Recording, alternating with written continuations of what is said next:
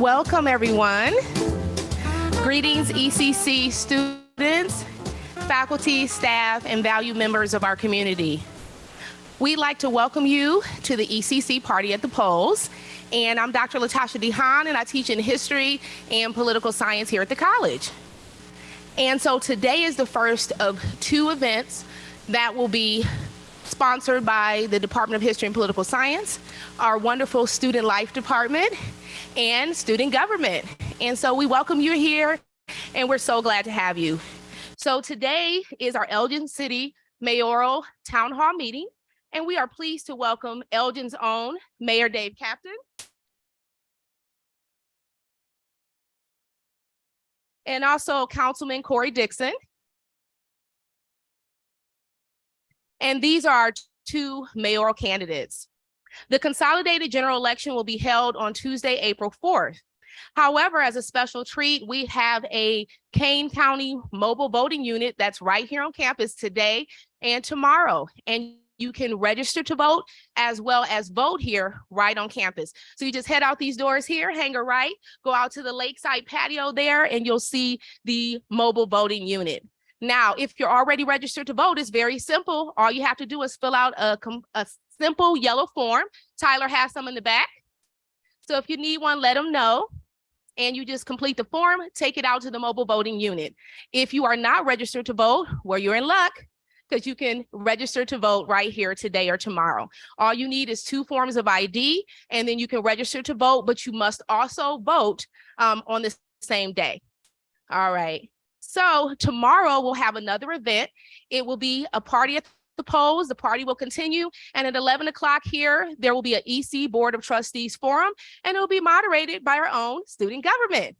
One being Allison, who's on the EC Board of Trustees. Wave, Allison. Excellent. So we plan to see you here tomorrow. Tomorrow, the party will be even greater. There'll be a DJ. There'll be a taco truck. There'll be a raffle today and tomorrow. So you'll see some QR codes on the back of your seats. Students may enter a raffle, and we're raffling off 5 $25 Amazon gift cards today and 5 $25 Amazon gift cards tomorrow. So students, please enter the raffle. And then also at the end of the moderated discussion today, you'll have an opportunity to ask some questions from the audience. So look at the QR codes on the back of your seats. If you have a question for either Mayor Captain or for Councilman Dixon, or both of them collectively, please enter your question. And at the end of the forum today, I'll be asking a select number of your questions.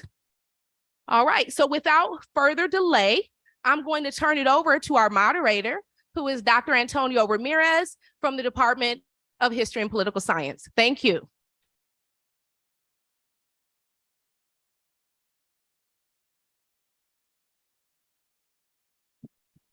Okay, thanks everyone for being here. We really appreciate it. This is a unique opportunity on campus. We don't often have candidate forums. And so this is a really good opportunity for you to hear directly from the candidates themselves, and also have the opportunity to, if you want immediately or later or tomorrow, go out and vote early in this election. So this is a really unique opportunity. Thanks for being a part of it. So Mr. Captain and Mr. Dixon, we will start with the first question, and the first question goes to Mr. Capson, and then Mr. Dixon will follow.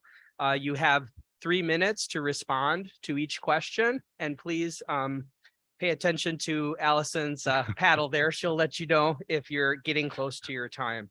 So the first question for Mr. Captain, please tell us about your background and your history with the city of Elgin. Okay, and my history goes back 75 years. I'm 75 years old. I was born and raised in the city of Elgin. I went to U46 public schools. I attended Garfield Middle School, Ellis, or Garfield Grade School, Ellis Middle School, Elgin High School, the old Elgin High School, and Elgin Community College for 2 years before I went on to Bradley University.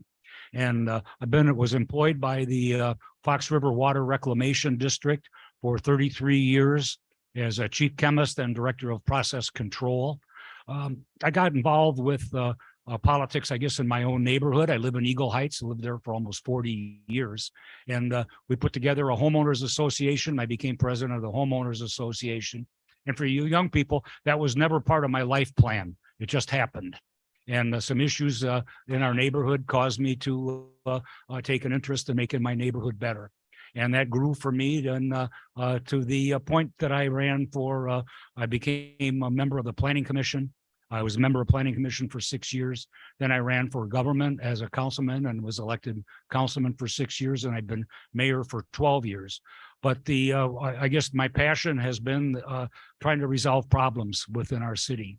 And how do we help people? How do we make our city better? How do we make each individual in our city a little bit better? And that's been my goal for my 12 years as mayor and my 18 and almost 20 years now involved in local city government. I still look forward to elections. It gets to be kind of grueling. We have forums, but that's part of the process. And I encourage you today to register to vote if you're not registered, and to go vote. I want people to vote. I think everybody should vote, and we'd have a better government if we all had a voice in it. And you get the government that you vote for, and you also get the government that you don't vote for. So it's important that you go out there and you start to take an initiative to make yourself a better citizen, become informed, and this is a good way to do it. There are some issues that always face our community and our country. We learn as a local politician, elected officials, Mr. Dixon and I both, as a local elected official, understand there are things that we can control that the state controls, and there are things that we can't control that the federal government control. So we have a role. We try to follow the guidelines, and we do what we can do to make our community better. I really believe that everybody that runs for elected office, whether they win or not, have a passion, and they want to improve the lives of everybody that's here in this city. And that's what our goal should be, is we all move forward together, or we don't move very fast. And I think it's important that we all pay attention to each other, pay attention to each other's needs, and listen. Thank you. Thank you, Mr. Captain. Mr. Dixon, same question to you. Please tell us about your background and your history with the city of Elgin. Thank you. Good afternoon, everyone. Good afternoon. There you go. Thank you. My name is Corey Dixon. I'm a city councilman here in the city of Elgin. Thank you to ECC for having this event. I think this is wonderful. When you're talking about voting, what is the most important vote that you'll cast? And I'm telling you that that is absolutely your municipal elections, these local elections, the people that you elect, not just on the city council, but also ECC Board of Trustees, school board, all of those folks impact your life at your doorstep. So thank you again for having that, this is absolutely wonderful. So I've been on city council for 6 years. I'm born and raised right here in Elgin. I attended school district U46 schools. I just turned 40 years old, so I'm over the hump, so to speak, right now. After high school, I went over to college, and I went to Grambling State University in Louisiana. So I attended a historically Black college university. From there, I went on to get a master's degree in public administration with a concentration of government. But it was during my time in undergrad that I began volunteering at a local Boys and Girls Club. And that's where I caught the bug for service. Politics, service to the community wasn't ever something that we discussed in my household. Voting, we never discussed in my household. But through my volunteerism, I fell in love with serving the community. Fast forward after college, the market collapsed. And at the time I was working as a banker. When the market collapsed, I lost my job. And instead of saying, woe is me, I decided to use that time and giving back to my community. So I began volunteering in local boys and local nonprofit agencies, serving on the board. I would eventually become board president of a number of different boards here in the area. I then would go on to serve in leadership programs, most notably the Northwestern University. I completed a leadership program there. I would then serve on the Image Advisory Commission and then the Planning and Zoning Commission before being elected to Elgin City Council in 2017. During my time on City Council, what I've focused on is diversity, equity, and inclusion. I've made sure to focus on the homeless population, houseless population, also economic development. Those things were places in our community that I saw gaps. And so what I've tried to do in my time on City Council is address those gaps, along with policing in our community too, making sure that people are policed equitably. And so those are things that I've cared about. Those are my passions. Those are the things that I want to make sure that not only just for me, but for my wife and my daughters and for you all and for your family and friends, that you all have an opportunity here in this city to take things to the next level for your individual lives. Thank you. Thank you, Mr. Dixon. The next question is for Mr. Captain. In your experience serving Elgin City residents, what are two of the top issues of concern for Elgin residents, and how would you address them as mayor? That's a really good question, and I've been doing this for a long time. And, I thought about this question, and issues change for us. And as a mayor or as an elected official and as a community, we see issues differently often. And a good example is just the last 2 or 3 years, one of the primary things that took over our lives was COVID. And when I was mayor and that year, that was never even on the radar screen. So it changed everything that we did. It changed all that we look for as a city and what we had to do, and we had to respond to that as a community. So I thought back and I said, we have issues that face us as a temporary thing and some that will change and hopefully we can resolve. But in my time and in my lifetime here in the city of Elgin, I think two of the issues that keep coming back and they keep remanifesting themselves, one is public safety. People want to feel safe. Your parents want you to feel safe. Safety now has become a little bit broader definition for us in our community because it involves health and public health. We have concerns about lead service lines that we'll have to address here in the next few years. When I started at the Water Reclamation District, one of the concerns was combined sewers. We wanted to get sewage out of the Fox River. One of the things that's now facing us, and it was not an issue a year ago, is the rail line that's going to be going through our downtown. And how is that going to impact the public safety and the safety of the people in our community? So we have to start addressing those things, and we change. But those things keep coming back. Safety keeps coming back. The other thing is quality of life. Now, what's quality of life mean to people? To some, it's great parks and it's great restaurants. But there's a little bit deeper to that. Quality of life can mean education. One of the things I've been focused on for the last 6 years is education for people your age. I started an organization through the city with the city's help called the Alignment Collaborative for Education. It gives young people like you options and chances to get a great job, whether you choose to go to a four-year university or not. We focus on 8th graders in high school and give them an exposure to opportunities that exist in the city of Elgin that they can make a great life for themselves.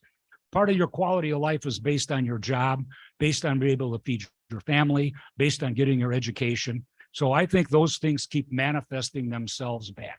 One of the things, I was just out here the other day, we brought a grant, Congressman Krishnamurthy and I, to Elgin Community College for $900,000 to start a new program for job training, for helping people to go out and learn new technologies to exist in this new environment that we move into every day and every year of our lives.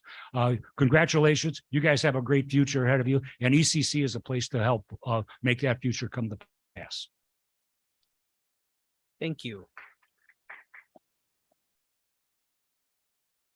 Same question to Mr. Dixon. In your experience serving Elgin City residents, what are two of the top issues of concern for Elgin residents, and how would you address them as mayor? Yeah, absolutely. I don't know how familiar you all may be with our form of government, which is a city manager mayor form of government. And just to succinctly break that down, what that means is that the day-to-day business of the city is handled by professional staff. Us as council people and the mayoral position is a part-time position, right? And what we're responsible for are the long-term planning issues that come up in our city. And it's not always the day-to-day thing unless it's a complaint. And I wanted to give you that just to put some things in perspective. When it comes to the mayoral position, what you should be addressing is your vision for the community and not just the day-to-day things that are already being handled by city staff. I see the next few years as being super crucial in our economic development. We're now the 6th largest city in the state of Illinois. We have I-90, we have a great busing system. We have a growing community on both the east side and the west side. What I would like to see this community become is the entertainment hub of the entire Fox Valley. That means that we have restaurants. That means that we have places to go shopping. That means that you have places to hang out at as a young professional or with your family. Those are the things that's going to bring a continued flow of not just people, but of opportunities and jobs into our community. Connected with that economic development long-term viewpoint of our city, we also have to think about who we're giving opportunities to when it comes to the contracts that we give out in this community as we're going forward and developing things. So we need to make sure that diversity, equity, and inclusion is at the forefront of giving people in this community an opportunity, not just the individuals, but also the companies too as well. Another thing that we have to look at is our lead pipe issue. Right now, we're scheduled to complete the lead piping issue in about 40 years. 40 years is way too long to complete this issue. We have to find an expedited path to changing our watering system, our lead piping system, so that no child is affected inside of this community.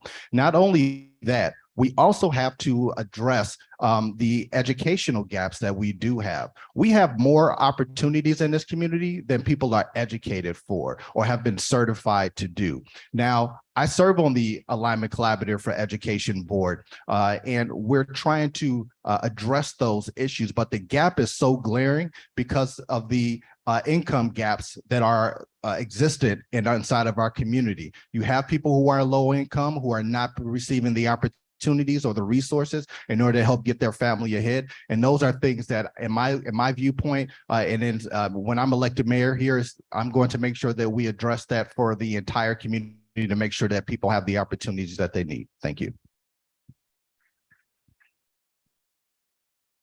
Thank you. Next question for Mr. Captain. What is your plan for the city of Elgin in the next 4 to 8 years? The plan is we have to deal with issues that face us on a day-to-day basis. And one of the things I said the last statement is that those plans can change. And they always say about the best of laid plans of mice and men. One of the things that we're going to have to address, and it's going to be critical for us here, is with the railroads that I just alluded to. We're going to be increasing the amount of railroad traffic in our community, and that will affect the businesses in our downtown. And it's going to affect the growth of our center part of our city and the ability of people to move back and forth through our community. And the as part of this, sometimes these things create a perfect storm for us. The railroad was not on our issue, on our radar screen a year ago. It was not part of our plan, but it has to be now. Beginning probably the middle of this month or beginning of April, we're going to start seeing more railroad traffic and more freight trains going through Elgin. We currently have 3. We could be up to 15 or 18 freight trains a day. And this will impact how our downtown is going to grow and how our downtown is going to move. We also create our own problems sometimes. We have 2 bridges that are going to have to be replaced in downtown Elgin. One is at Chicago Street, one is at Kimball Street. We've started long-range planning for those 2 bridges and how to replace those bridges over the next 5 to 6 years. This will impact the downtown. It's not going to just impact growth for the downtown. It's going to impact survival for some of those businesses. It's going to become critical for them in the city. How do we maintain them, and how can we help them go through this storm, just as we had to go through COVID? Part of the other issue is I deal with education a lot. I was out to a organization yesterday called York Container. They're moving to Elgin. They have 150 jobs, high-tech jobs. They're going to be the largest paper box manufacturer in the United States. The facility is unbelievably beautiful and high-tech. Those are jobs that Elgin Community College is going to prepare you for. They're hiring people, they're training people, they're going to have an opening and start ramping up. They're beginning that process now, but that's what part of a mayor's job should be. How do we connect our businesses, our industries with our educational system to make sure that you as a graduate, if you graduate from Elgin Community College or you go on to four-year college, that you have a job in Elgin that will pay you a living wage and you can live in our community. Takes us to the third part of the problems that we're going to face is housing. Right now, there are about 5,800 rental units in the city of Elgin, 5,800. There are 125 available. So we are built out as far as of the population that has rental property. We're working on that. We have a couple of projects that are in the pipeline that will be manifesting themselves here in the next couple of weeks, but we have more work to do to provide quality housing for all our residents. Thank you. Mr. Dixon, what is your plan for the city of Elgin in the next 4 to 8 years? Yes, thank you. Great question. There are some fundamental things that we have yet to address as a community. One of the things that we've been kicking down the can for 20 plus years is our homelessness and our houselessness issue. We can talk about economic development. We can talk about affordable housing, which is super important. We don't have enough of it. We have to go out there and work with developers to bring that affordable housing here. We can't just sit back and wait on the market to bring that. We actually have the ability to go out and get it. But what we have to address, and the fundamental issue is our planning, our zoning, being our codes, and also our homelessness and our houselessness issue, as well as our image issue.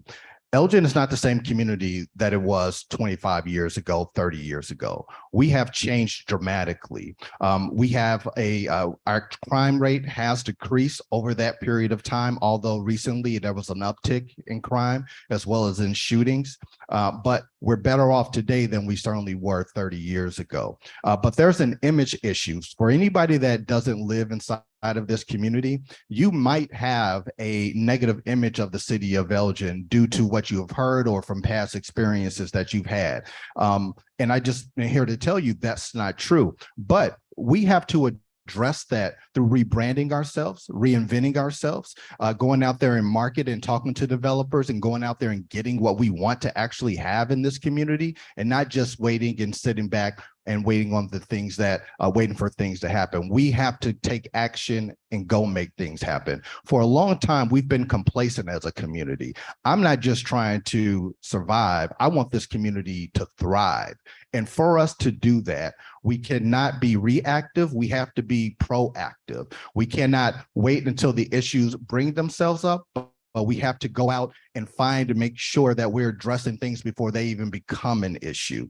And that has been the issue that we've been facing. And that's what we've been dealing with over the last, I'm going to say 20 years, is that we've become a reactive community due to the market crash of a number of years ago. We've been fiscally conservative, which is great, but we have missed opportunities. We have not taken a shot and going out into the marketplace and brought something here to this community that we really want. Now, when we talk about the downtown and how it's not a thriving community, I want it to be a walkable community. But for us to do that, we have to address those fundamental code issues that affect a business not only opening, but the businesses that are already existing. We have to make it easier. We have to make it clearer for them. And then we also have to have a main attraction into our downtown so that we can get people into our downtown. We can want these things. We can talk about these things, but until we go out and we execute the plans that we have in place, we're never going to get anything. And we'll be back here in 4 years talking about it again.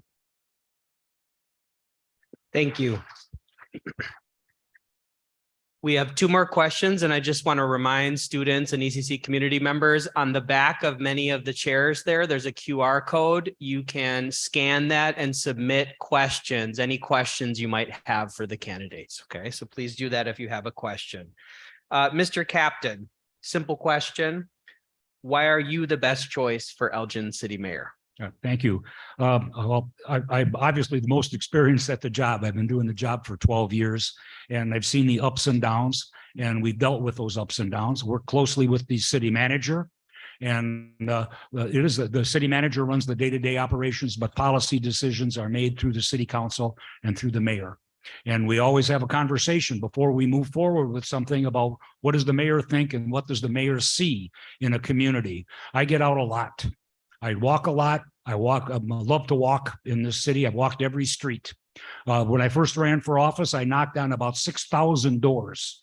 And I've lived in this town, so I know the people pretty well. I like to talk to you. I like to talk to people, I like to get their input.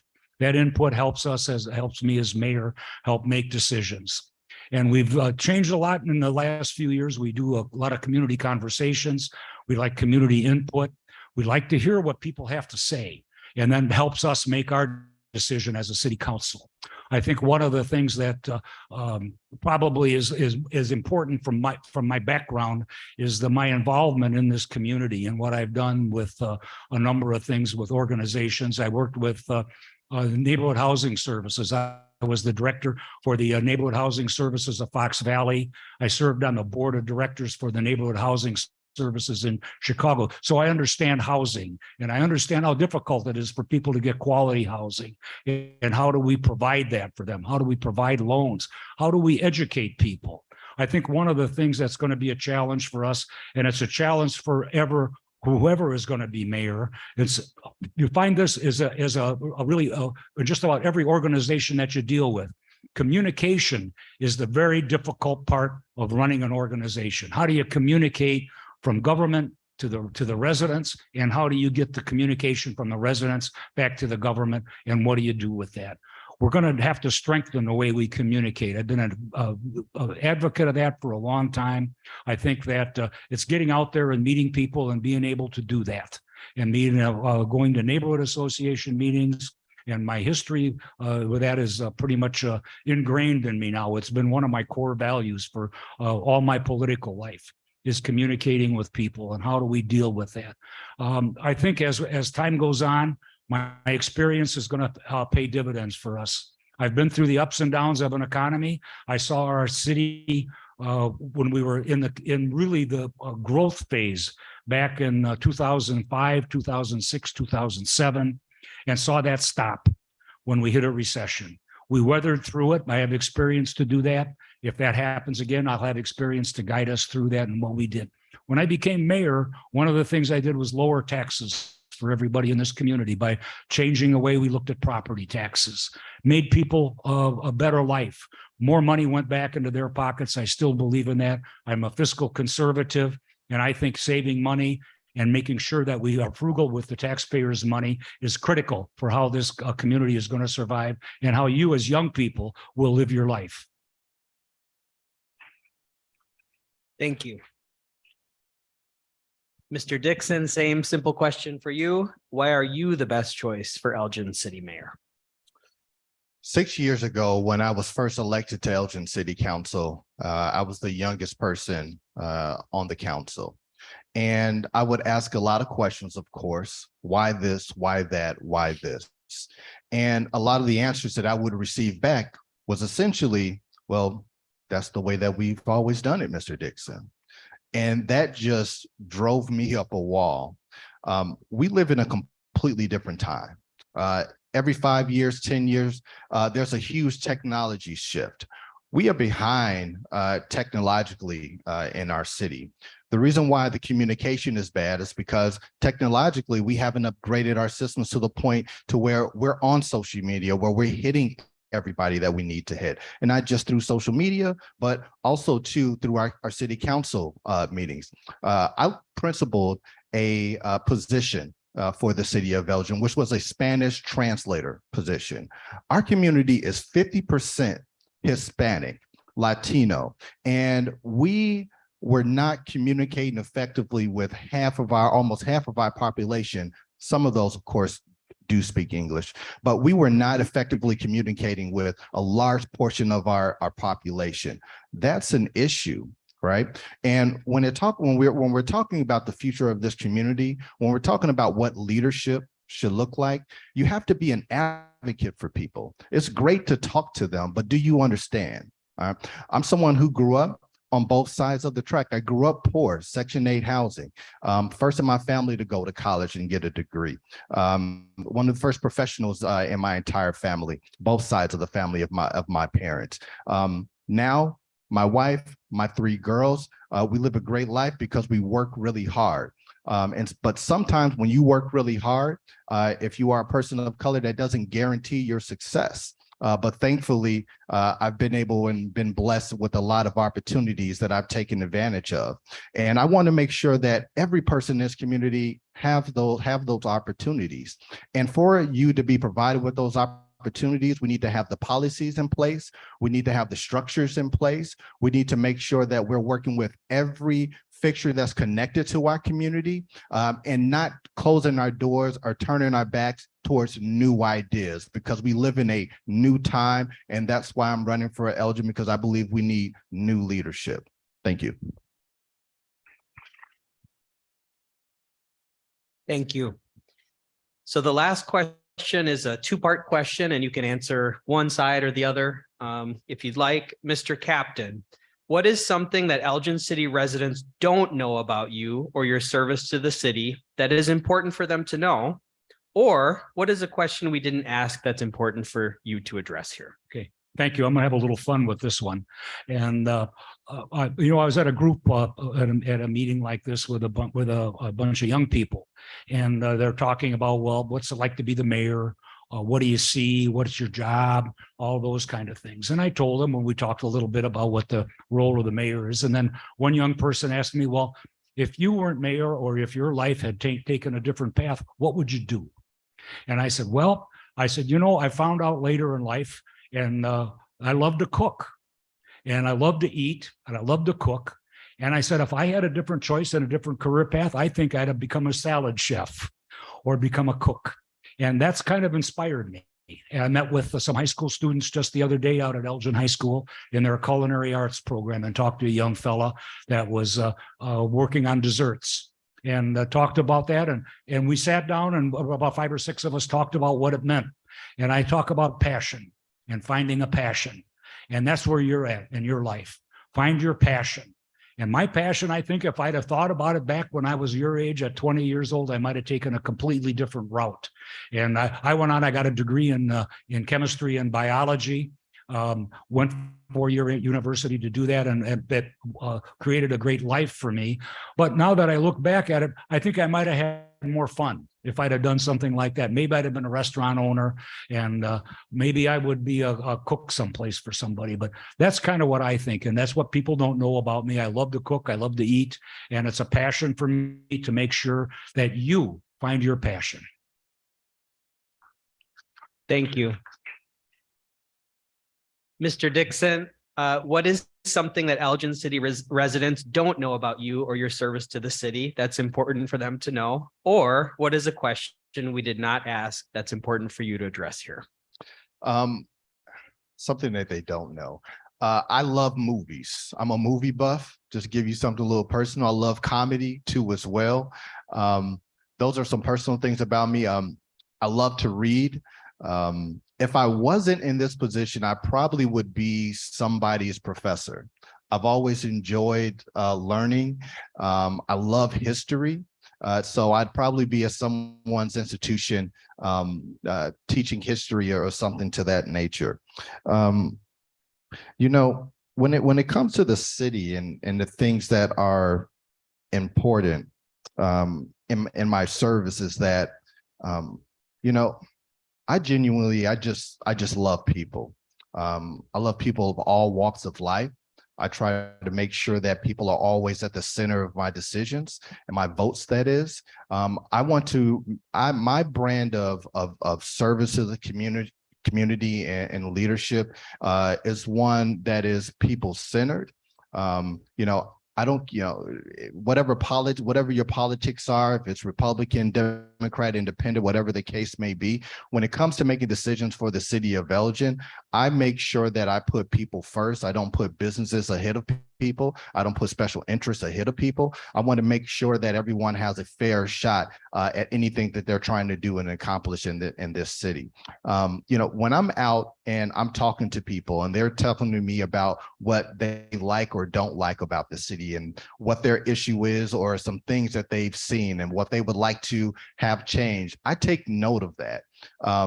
Every time somebody has an issue, it doesn't matter how small they believe it is or how large the issue is, I address it and I give it 100% of my energy. And that type of advocacy at a mayoral position, that type of detail, paying attention to detail and making sure that you address all the issues is something that we sorely need. We want to make sure that people inside of this community feel cared about, that they feel heard. And that's something that I have always poured myself into. My background is that I used to be a caseworker for the Illinois Department of Human Services. I currently work in recidivism. So I work for the Kane County Sheriff's Office. And what I do on the day-to-day basis is I work with detainees who have addiction issues, detainees who have issues with maybe it's mental health issues and all kinds of things, to make sure that when they leave the jail, they never come back into it. And that's a microcosm of what's happening inside of our community when it comes to opioid and mental health issues. And so I think that right now in this day and age and the time that we find ourselves is that we need to make sure that we're putting people first, that we're taking care of each other, and that we have a government that is reflective of the people that put the people in power in the first place. Thank you.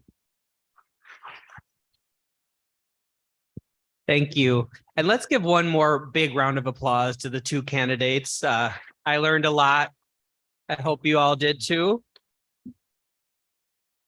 And now we're going to turn it over to Dr. DeHaan, who is going to field some questions from the audience. Well, thank you so much, Mayor Captain and Councilman Dixon, for being here. I do want to remind students that the ECC student government elections are going on right now. And so you can scan the QR codes for the candidates posters in the back, or you can vote on the student portal. So I encourage you to do that as well. And I will, we have a microcosm of questions, quite a diversity on criminal justice, the environment, diversity, equity, inclusion, and education. So I'll try to combine some of the questions together, but we will have a brief reception after, so feel free to stay and you may have an opportunity to ask one of the candidates your question. All right, awesome. Let's get started. All right, so the first question, students want to know about education, right? Obviously the place we're in today. They want to know, what will you do to help schools, specifically ECC? And then also a combined question, one of our students, Cole, he asked about ECC in particular, but they want to know, how do you plan on taking action on allowing freedom of education to continue to grow? So we'll start with education and we'll start with Councilman Dixon. Great questions. There were a lot there, so I might need for you to help guide me through this. That's okay. All right. So as an institution, Elgin Community College is a great place to learn. And so I'm really happy that all of you have chosen this school. When it comes to working with our educational wing, so not just U46, our private schools, the other districts that are in our community, we should have those relationships. We should have some overlap. Now, those are different bodies in all of those different educational wings. They have their own board of directors, but there's also a lot of opportunity for ways that we can work together. So through the alignment, that is one way that we're working together.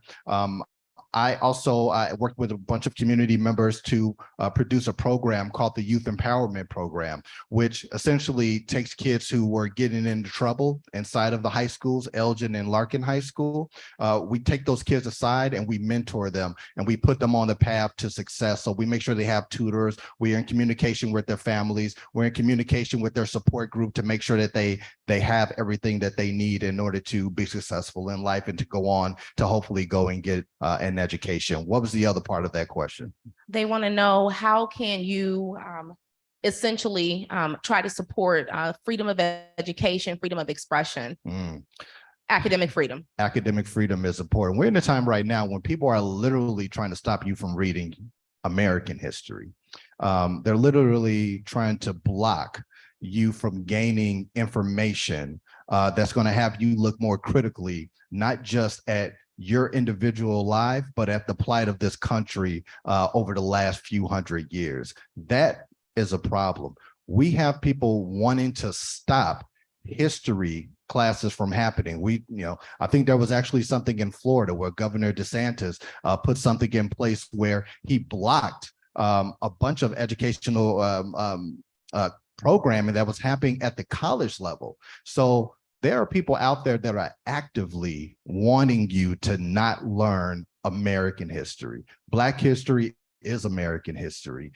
Asian American history is American history. Latino American history is American history. And we need to make sure that everybody has that freedom to learn and to pick up a book anytime they want to. My role as a city councilman in that is that I will never ban any books in this city from being able to be sold or even produced. I will always advocate with the board of directors to make sure that those educational options are available, not just the books themselves, but the classes too as well. And anything that I could do to help that, I will sincerely and always do. I come up to ECC probably a few times a year, and I'll speak to certain classrooms when I'm asked to come out and speak. And that stuff is really important to me because I want to make sure that the students in this institution know, and I know that all of you don't live in Elgin, right? But you should know that you have people that are in government that we hear you, and we want to make sure that you have every educational opportunity that you would like, and that nobody is out there trying to block it, or that you have somebody in government that is advocating against blocking any history that people want to know.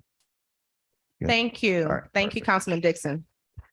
All right, same question for you, Mayor Captain. What would you do to help the schools in the local area, specifically ECC, but also how would you support freedom of expression? Well, 8 years ago, the city council was given tasks by the community. It's part of our plan for moving the city forward. And one of those things that was given to us was education. City council needed to educate. Well, I puzzled over that and I said, what's the role of the mayor? And we have a board of education in U46. We have a board out here at ECC. They provide the education. So it's really not directly involved with the city to take that task on. But I thought about what I saw, and I saw businesses here, and it's about making connections. That's one of the things that a mayor's job is connect the dots. And I connected some dots. I looked at businesses and they were telling me that they could not find educated workers, that they were in danger of leaving the city of Elgin because they couldn't find workforce here. I was out at schools and looking at students. I went to Ellis Middle School and did a little presentation there. They asked about the mayor and what the mayor does and talked about those kind of things. And they said, well, what are you working on? I said, I'm working on this with businesses. I said, I have a vision that we take young people and we connect them to the businesses so they can create a pathway to have a new job or an opportunity. There's an opportunity here for you to have a good living if you cannot go to a university, to a four-year college. And at that point, they were being pressured to move into a four-year educational system.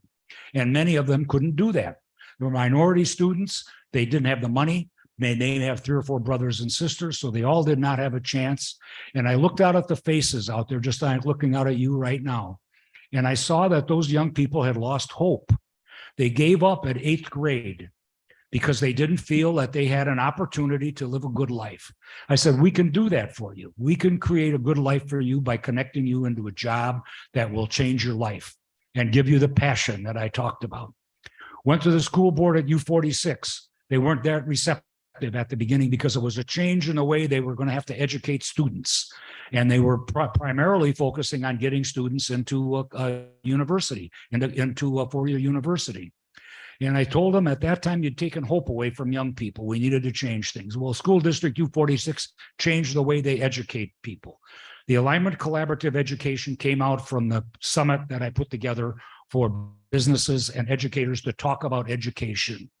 Changes the way that people look at things. Now we have pathways for culinary arts, auto mechanics, engineering, accounting coming out of the schools to change people and let them to make a choice. Gives them a choice.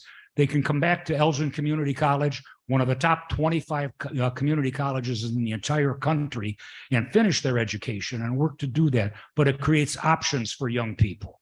And that's the important part. Find that option that you feel is the important thing for you to do to move on with your life. I work with, just came from a business yesterday, York Container, the largest box manufacturer now in North America. Wonderful opportunities out there for all different kinds of jobs for you young people to be able to go out. They're looking at hiring. They're opening this place up. They're going to have over 150 employees at all different levels. And I think that's the important part of education. Why do you have to go back and we look at passion and how do we, Mr. Dixon touched on something that I think is extremely important. There was a saying a few years ago, back in Germany in the 1930s, they burned books. They didn't want people to be educated. There are certain parts of the world where they don't want their people educated because it keeps them in line. It stops their free thought process and stops them from thinking. That will never happen in this city. We have too many people working day by day in the Elgin Community College, at the city council, to make sure that everybody has a chance to come here and get an education. We have people walking here from South America in flip-flops. They're coming here for one reason. They're looking for the American dream. They want to be able to create a life for themselves. They want to take their initiative, their smarts, their hard work ethic, and create a life for themselves. That's what Elgin's about. That's what I see as the future of Elgin. We need to create an American dream for each and every one of you so you can all have a piece of that dream. Thank you, Mayor Captain. The student wants to know, how can you improve the environment here in Elgin to make the city more accessible and enjoyable for the residents? They also mentioned, I'll link it to another student's question about the pedestrian experience. How can we make that better in terms of bike path maintenance, more accessibility for the disabled? Yeah. So we'll start with you. Yeah, and I think the futures for transportation is rapidly changing for us. We're going to be moving away from gas-powered natural or gas-powered vehicles into electric vehicles. We're adapting. We've become more and more mobile and love to walk. When I was your age, we didn't have many bike paths. That was an unheard of concept at that time. And they put a bike path. Now it runs down along the Fox River, and the Kane County paid for that, became the Kane County Bike Path System. So we've started to move into becoming pedestrian. As Mr. Dixon talked about, pedestrians are the key to some of our economic hubs. It should be people should be able to walk. I'm a big believer in people living where they work. So you don't have to commute 50 miles to go to a job. The job should be here, and there should be a place for you that's adequate for your family and a quality of life, quality of housing for you as well. I think that we're looking at some really interesting concepts. And I don't know what the final answer here is. I'm not sure anybody does. We've started to talk locally about putting together a plan for hydrogen, a facility in Kane County to create hydrogen to run vehicles. This is all happening rapidly for us. It's all a result of climate change. I spent over half my life working for the environment, and I see the changes that we have here. Elgin is a really great place to live, to exercise, to enjoy the transportation system that we have, a good transportation system, a mass transportation system. It could be better. But we keep working at that, and we're looking at costs. How are we going to fund these things in the future? How are we going to provide transportation for everybody? Is mass transportation going to be the answer for us? And I look back over the 20-some years I've been doing this, and we have made mistakes, and we're trying to rectify those mistakes. We looked at the cars as something that would be the answer for all of us. It opened up the world for people from the 1950s into the 1960s when you got your own personal vehicle in your own car. But we're moving away from that. We're going to move back, I believe, towards more mass transit because we have to. We have to be able to do that to survive as a community and as a society. And looking forward to helping make those decisions. And people are like you are going to be the spearheads for bringing this forward for us. Thank you so much. Thank you, Mayor Captain. Councilman Dixon, the same question. How can we help the environment to make the city more enjoyable for residents? How can we do fast forward efforts in terms of making pedestrian paths more accessible for those who are disabled? Yeah, we actually need to, and we just discussed this in a planning, some planning that we did for the city. We need our city to be connected, not just along the river with the walk paths, but also on the west side of the community. There's a lot of disjointedness that's happening right now because we're still continuing to develop on this side of Randall Road and well beyond. So we need to have a full-fledged transportation plan that connects the bike paths or the walking paths with the bike paths and so on and so forth, so that people can use their bike to get around. We're talking about, we're a major city now. Driving vehicles or even using mass transit is not great to a certain extent because all of those chemicals from those vehicles that goes into the atmosphere, and we live in a community where we have a lot of manufacturers. They build a lot of different things, and a lot of the chemicals from those companies go out into the atmosphere, and we have a lot of major trucks that come into our community because we have manufacturers here. So we're not just tearing up the environment through these large, massive trucks, but we're also creating an expense because these trucks are also tearing up our roads. Now, if we want to really get active about the community and some things that we can do, 2 or 3 years ago, we approved a sustainability plan, a resolution, I'm sorry. And if you want to guess what percentage of that sustainability resolution plan do you believe we have enacted? 7? You said 7%? You're pretty close, but probably around 5% of that we've actually enacted. Now we already have a path to success, and that doesn't mean that we can do it all at once, but there are some very clear things that we can be doing. Now I talked about technology earlier, solar. We can solarize our own buildings, right? That's one way we can have a great impact on our local community and show other businesses how to do that too as well. We had a solar program. The solar program that we had in place, barely anybody took use. And why is that? Because we have poor communication as a city. We weren't touching everybody that can actually utilize the solar programming. We are going to be talking about plastic bag usage. Plastic bags, they end up in our Fox River, they end up on the side of the roads, they end up off of Route 20, they end up off all of our major thoroughways into the city and out of the city. But that greatly affects our community. That resolution to ban those plastic bags is something that we're going to be discussing in very soon. So there are some very common sense things that we need to be doing that we can take care of right now, but the whole transportation portion of it, we have to address that and make sure that the community is fully connected. We also have to make sure that we are regulating the businesses that are coming into this community, that are creating the chemicals that go and float into our atmosphere. We also have to regulate the truck usage that's coming inside and out of our community because of the manufacturers that we have here. These are some very basic common sense measures that we can put into place to address things short term and long term.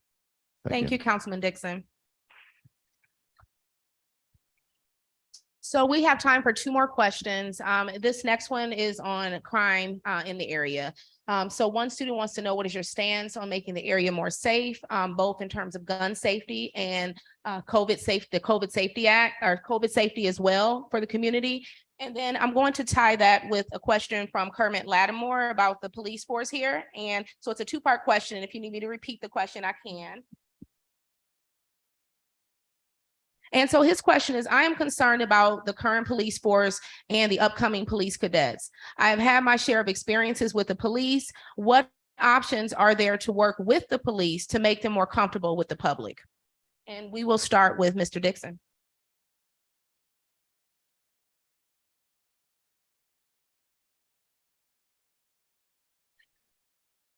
Fair and equitable policing has to be at the forefront of everything that we do.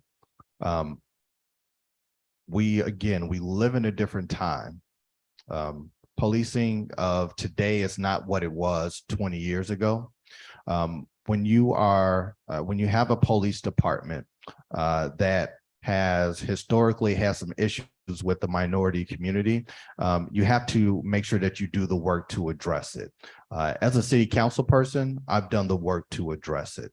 Right now, we're actually going to be discussing a couple of items that I helped principal through a task force that looked at all of the ways that our police department operates, the rules, the regulations of the individual officer. Those things we'll actually be discussing in tomorrow's city council meeting. We're looking at a police review board, which I'm definitely in favor of. We're looking at the way that officers pull over people in this community, because what we have is data that points at that there's a disproportionate number of minorities being pulled over by officers in this community. So we have to address those very basic common issues. And until we do those things, we can't really say that we have a fair and equitable police department. Now, I think that our police department does a really great job, and we've come a really long way. We are not the same police department of 20 years ago again, but there are opportunities to improve. There are still opportunities to correct, and there are still opportunities to align. But until we address those core basic things to make sure that there's really fair and equitable policing, no matter what side of the river that you're driving on, no matter what community you're driving through, unless we do those things, then we're not really talking about doing much. But I'm certainly in favor of making these changes, and I look forward to making sure that when they are put in place, that we have a checks and balances system to make sure that we're doing what we set out to do. Thank you, Councilman Dixon. All right, Mayor Captain, same question. How can we make our community in Elgin more safe, and how can we work with our police force so that they're more comfortable with the public? Yeah, and let's be clear here that Elgin has one of the finest police forces in the entire state of Illinois, just awarded by the association that represents police chiefs. We're one of the top 5% police forces in the entire state. They did a review of all the practices that happen within the city of Elgin's police department and find them all to be exemplary. So we're working on problems that are making us better. We're not fixing a major problem here like we've had in other communities that you read about in the country. We're making our police force better. I was just endorsed by the police union in the city of Elgin. And because they feel I'm the best person to work with them to resolve some of the issues and make it fair and equitable. I don't disagree at all. Every person that gets stopped should be treated exactly the same way. Law is the law. We treat everybody the same. We had a little conversation here this morning about how we look at the law and what does it mean to people. I was approached by judges last year when they were running for office. And they were asking me questions about what did I think about the law and policing. And I asked them one question back. I said, why do you run as a Republican or a Democrat? The law is the law. You shouldn't have to make a decision based on your political party as to how you enforce the law, and the same should apply for a police officer. The decision should be made on whether you broke the law or not. And I think that's the important thing. Let's make sure everybody's treated fairly. We'll follow up on complaints. We do that pretty routinely. We have some issues coming before the council tomorrow night that will be as part of our policing commission that went on for over a year and a half to talk about policing in our city. And we'll make those decisions. It's important that we all get treated fairly. I look at that. When I ran for office the first time, I said, I'm going to tell you this right out. You may not like what I say to you, but I'm going to treat you fairly. And that's the best I can do for you. You're all going to get treated the same. And whether it's bad or good, I make decisions based on what I feel are the best for the community and best for us as individuals. I think that as a nation, we started to look at gun control. We've gone back and forth on that a little bit. There's some issues now with the law that was recently passed through the state of Illinois on assault rifles and how those guns are handled. The law is the law. The government, the state of Illinois made the law. It's up to the police to enforce that law. I use us as an example, us as a city council. We receive what are called unfunded mandates from the state of Illinois. They tell us we need to do something, even though we don't have the money to do that. One of these is the lead service lines. They've told us you have to take those service lines out. They give us a deadline, but they also give us no money. So we have to come up with the money to do that. It's not our job to say, gee, we can't do that because we don't have the money. Our obligation is to try to do that and enforce the law that is passed on to us as a community and as a city to make sure that we follow those mandates that are set forth to us. And that's what we try to do with our policing as well. And that should be our direction as a city. We'll follow the laws, but everybody should be treated fairly and equally. Thank you, Mayor Captain. All right, wonderful. So diversity, equity, inclusion was mentioned, and there were a lot of questions surrounding that. So you can answer one or both parts of these questions, but one student wants to know, how are you planning to bring support to the growing immigrant community? And there were also a number of questions on support for the LGBTQ plus community. This question says, with the recent uptick in anti-trans, anti-LGBTQ plus bills in our country, what is your plan to help Elgin become a safe place for all those in that community? Okay. And we'll start with you, Mayor Captain. Thank you. And this is really an important thing. And I was out here a few years ago with Senator Durbin about the DACA program. And we supported the DACA program. We wanted to bring people here and be able to allow young people to get the education that they dreamed about, that their parents brought them here. And I told them that, you know, many of the young people that were here that we talked to, I said, your parents gave you a great gift. They brought you to this country. They may have given up everything to bring you here to get an education. And I believe we've brought the immigrant population. Elgin is one of the most diverse communities of our size in the entire country. And people come here because of our diversity. They come here because they feel treated fairly. I meet with people from the Muslim community. I meet with people from South America, and they come here because they see that this is a place that they can be treated fairly. We'll get back to the policing question. Again, everybody gets treated fairly here. I look at immigrants as a big part of our growth in the community and how they've helped us. That's where our future's at. My parents, my father was born here. My grandparents came here from Hungary. And they came here for the same reason everybody else did. They looked for a new life in a place that they could find the American dream. That's what this is about. Immigration here is an important part of our community. I support immigration. We've had some changes here just in the last 10 or 15 years. There was a great fear about the number of people coming from South America and how they were going to impact our city. Guess what? They've made our city great. They took us from a good city and helped make this city great. And those immigrants are going to help continue to do that. Now we have more immigrants coming from continental Asia, India and Pakistan are coming here creating businesses.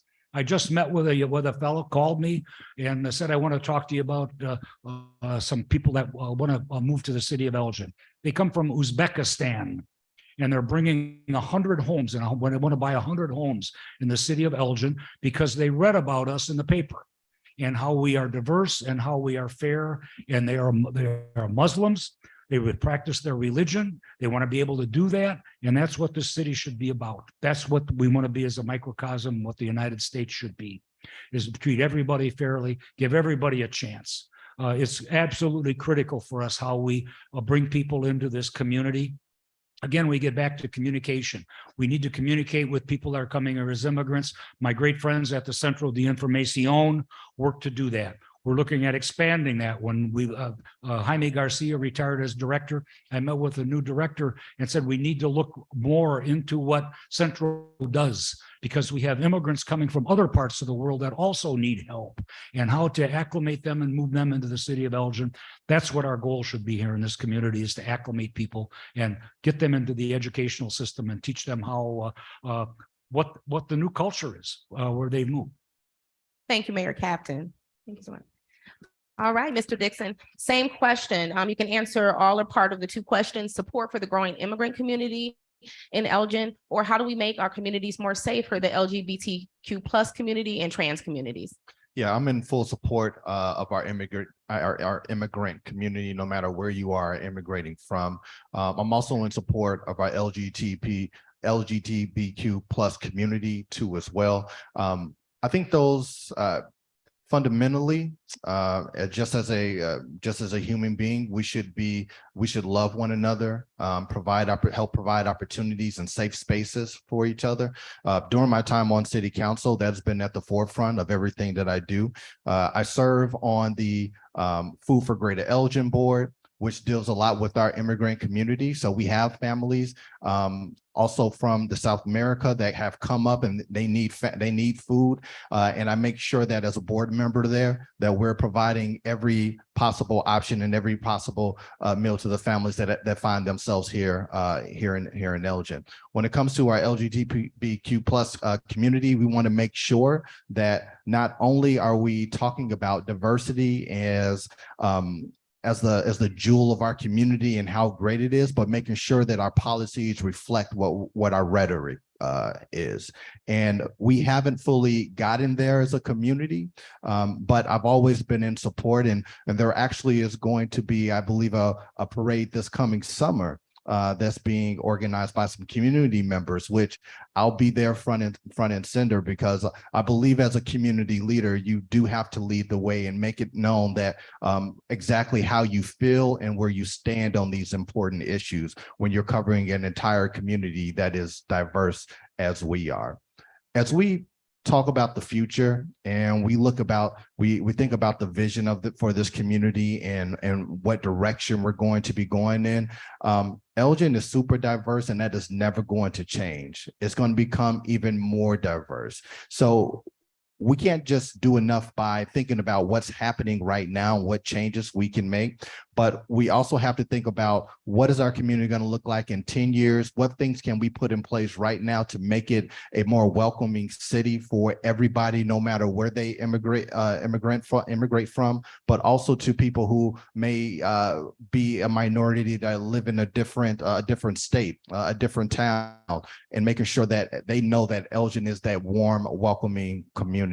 And so as a community leader, that has always been something that I've strived to do, to make sure that I'm not just representing, but I'm also advocating for all of the communities that need it. Thank you, Councilman Dixon. We want to thank both of you for coming today, and thank the audience for all of your wonderful questions from our faculty, staff, students. Great questions. If you didn't get your question answered because of time, please stay for the reception after, and hopefully you'll get an opportunity to ask Mayor Captain or Councilman Dixon your question. And I'm going to turn it over to Dr. Ramirez for closing remarks. Okay, yeah, just wanted to echo Dr. Dahan. Thank you guys for wonderful questions today, for being here, for your attention. I think you can tell that this is important, right? Who leads the city is dealing with some really, really critical issues. And I think that the candidates probably already know this, but there may very likely be a future city council member sitting in the audience right now, a future mayor, right? You're looking at some of the future leaders of our community. So thank you for being here and sharing your time with them. I do want to give both candidates a present. This is an ECC hat from us to you, and thank you for your time. Thank you.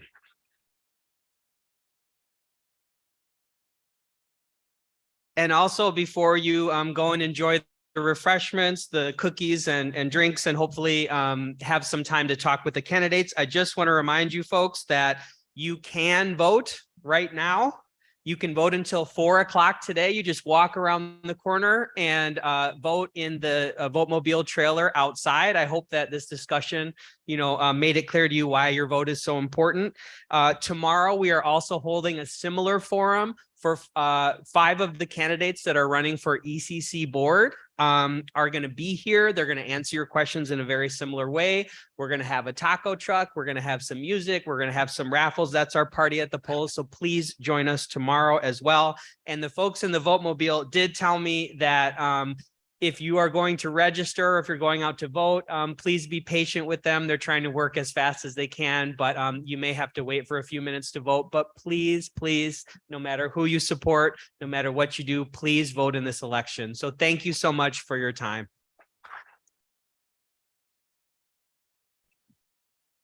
And when you're ready, you can make your way out to to enjoy some of the refreshments. Thanks again for being here.